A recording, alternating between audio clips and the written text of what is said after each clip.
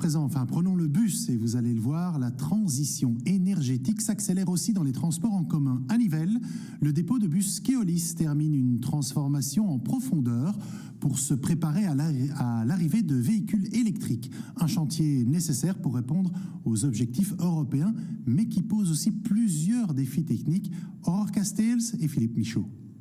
À Nivelles, un dépôt de bus entre doucement dans une nouvelle ère. Construit en 1968, le site de Keolis fait aujourd'hui peau neuve pour s'adapter aux enjeux de demain. Objectif, moderniser les infrastructures et surtout anticiper l'arrivée massive des bus électriques. On en a profité pour faire une très grosse rénovation, remettre le dépôt et l'atelier au goût du jour et d'y installer les dernières technologies. Car derrière cette transformation, un défi majeur, l'électrification des flottes.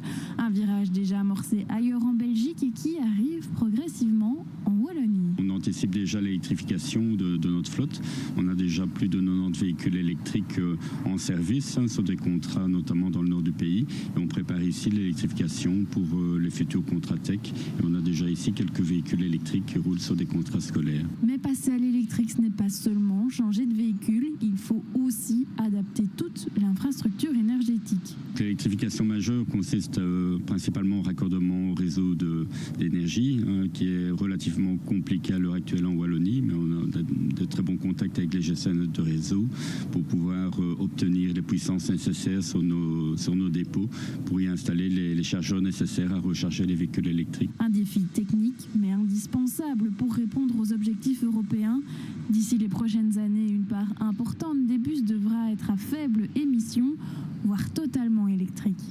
Oui, effectivement, donc cela cadre avec l'ambition européenne d'électrifier le transport en commun, avec une obligation actuelle de 65% de véhicules à faible émission, dont la moitié sans émission, ce qui correspond à un tiers de la flotte qui doit être donc électrique, qui est la solution principale pour répondre à cette obligation. À Nivelles, la transition est donc déjà en marche et dans les dépôts comme sur les routes, le futur du transport public s'écrira, lui, sans émission.